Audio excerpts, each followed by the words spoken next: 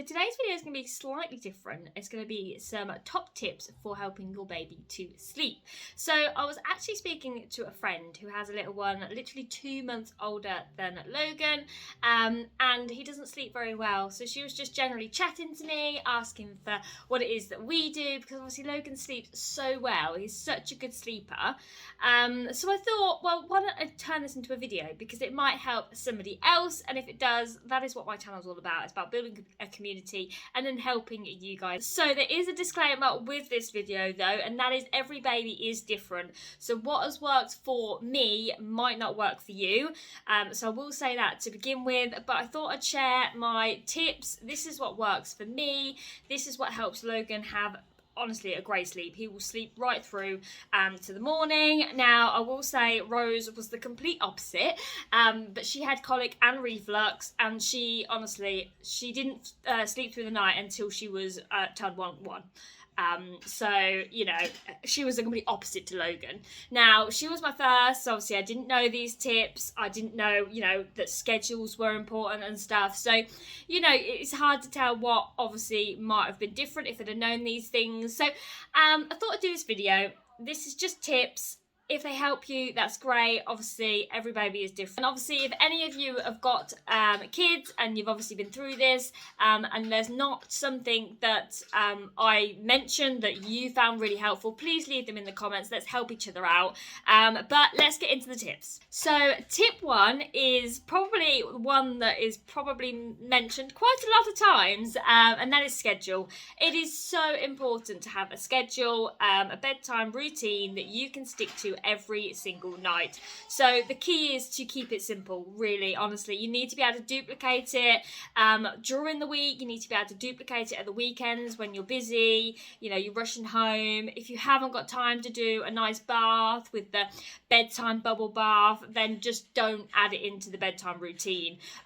That's what we do. Our routine is simple. It's 6 o'clock. We go upstairs. Both kids get ready for bed. 6:30, Logan will have a bottle feed, and then at about 7:15, half 7, he'll go down into bed, and that's him done. And that is literally, you can literally hear him in the background, sorry about that. That is the bedtime routine. It's so simple. Of course, we give him a bath, but we'll always do this before 6 o'clock. Because there's times where we just don't have time to do it. We've got 2 kids, and it's just, if you're a mum of 2, you will understand that the more you have, it's just harder to fit these things in. So, you know, there is, like, at the weekend when we're rushing about, you know, chance that he won't have a bath before bed. You know, that's the reality of it. It really is. So we always make sure that is done beforehand. So that's not actually included in the bedtime routine. So yeah, it has to be simple. It has to be something you can duplicate. So that is the key. But scheduling is just so important. And that's one thing that I didn't realise with Rose. We didn't get into a routine straight away, and we didn't stick to it, and it's so important to do that, you know, because it just helps so much. Tip number 2, and now this one might be a silly one, but when we take Logan upstairs at 6 o'clock to get him changed, we will always change his nappy. Like I said, it might sound a little bit silly, but it means that the nappy obviously lasts longer, less likely for them to wet themselves, which means less likely for them to obviously wake themselves up. So you can kind of see where we're going here. We're dealing with the scheduling. Obviously the main reason why baby cry is either they're nappy or they're hungry. So, you know, trying to eliminate those things before they get into bed is always going to help you. So we always change his nappy before bed, and then it lasts straight through. It's very rare actually Logan will wet himself. He's usually still dry first thing in the morning, and then obviously we'll just change it straight away in the morning. So yeah, definitely recommend that. So that is the nappy, but now we're going to move on to the feeding. Obviously the 2 things that a baby usually cries about is either you know, when they've wet themselves or when they need some food. So I recommend having the last bottle of the day a bigger bottle. So with Logan, he has gone down to 3 bottles a day now because he obviously has food. So he'll have a bottle first thing in the morning, then he'll have food throughout the day, then he'll have a bottle before bed, and then he'll have a bottle at about 11:30.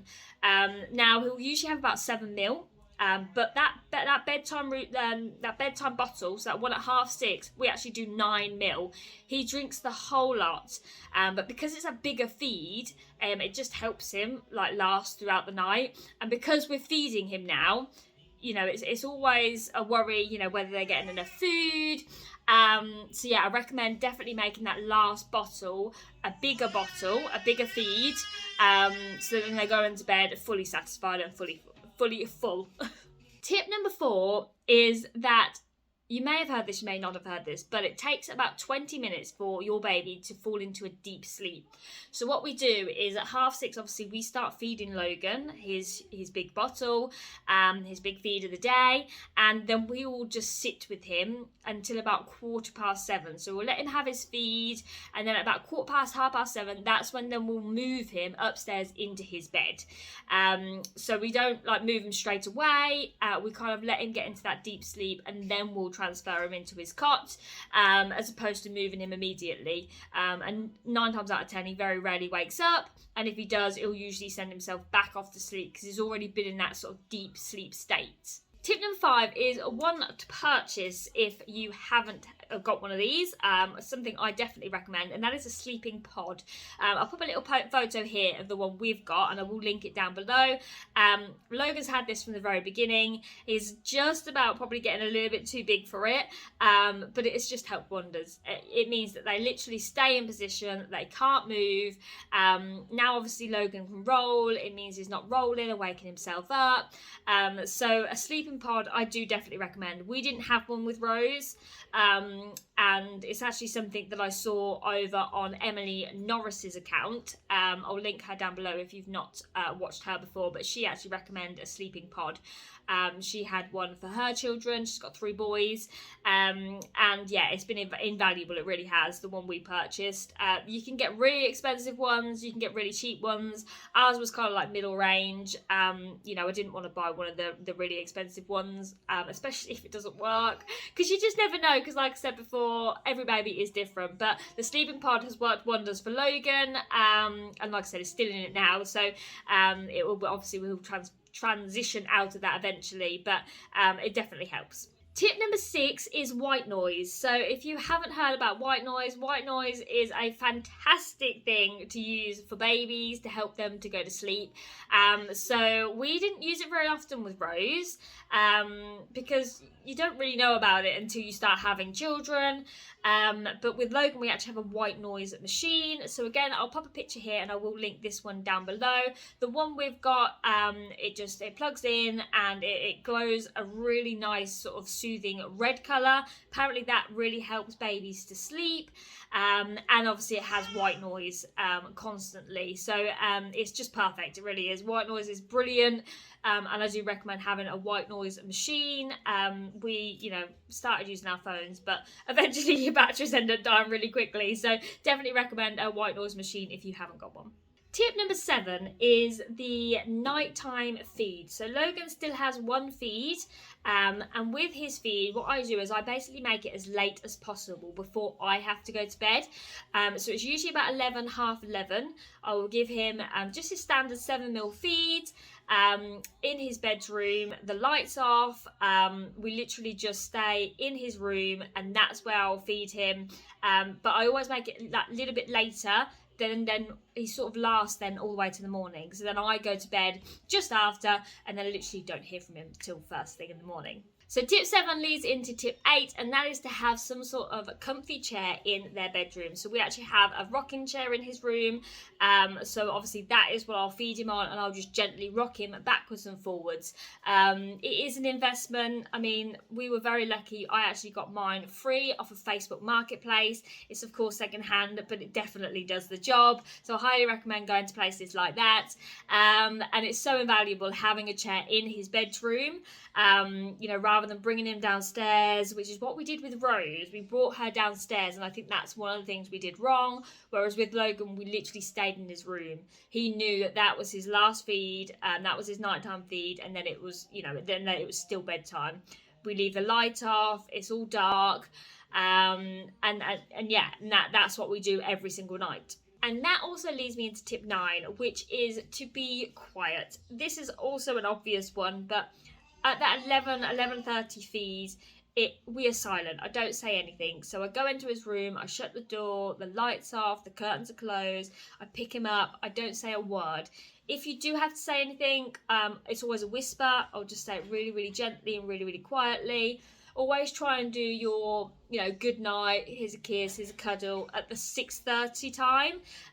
So then that 11 o'clock feed is literally just to feed him or her, and then obviously put them back in their cot. No fuss at all, just silent. And it works wonders, it really does. It means that Logan pretty much stays in that sleepy state.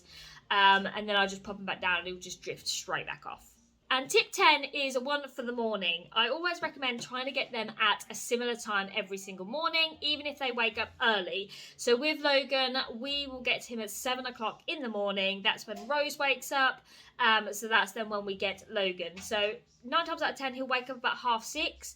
But that half an hour, he's just in his bed, he's happy, he's content, he's not screaming the house down, because he knows at 7 o'clock, that's when we go in and we'll get him. It's something we've done from the very beginning. I mean, it's helped because obviously Rose has had that sort of routine. She's got a grow clock in her bedroom, so the son will wake up at 7 o'clock. So then naturally that's when we get Logan. But it's so important to do that, because I find that Logan doesn't cry if he wakes up earlier. He'll just happily stay in his bed. Sometimes he even drifts back off to sleep. So yeah, definitely recommend trying to stick to a schedule in the morning as well when you get them. And I do have a bonus tip for you. When you put them down for their nap, of course, obviously you'll put them in their cot, but I recommend keeping the curtains open and keeping the room light. Then that way they can recognise when it's their daytime nap to when it's bedtime. At bedtime, it needs to be dark, it needs to be quiet. Obviously, your white noise machine is on, you're sort of setting the tone. Whereas their nap time can be, the curtains are open.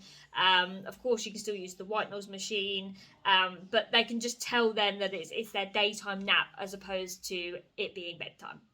So that is it. That's all of my tips. I hope that some of them were helpful. Obviously, some of them are obvious. I wasn't going to do this video, but it wasn't until I had this chat with my friend that I realised that maybe it might help somebody. I know these are things that I didn't think of with my first, but then you don't tend to, that your first, you're just so wrapped up in everything that you've got to do, and yeah, it's difficult. It really is. Obviously, with your second, you've learnt from your first. You think more about the things that are important, like the schedule, making that feed, that bedtime feed. That bit bigger even, sorry. So having that feed, larger before bed, it means you're eliminating them being hungry, you're changing their nappy so they're not getting, not wetting themselves, which is another reason why they wake up. So yeah, these are just things that I do, and I have to say, touch wood, because I don't want to jinx myself, Logan does sleep through the night. Like I said, we'll pop him down in his cot about 7:15. He'll literally sleep straight away. Then at 11:30 I'll feed him, and then he'll sleep right through to 6:30, 7 o'clock in the morning. So it's brilliant. It really is. He's a very good sleeper.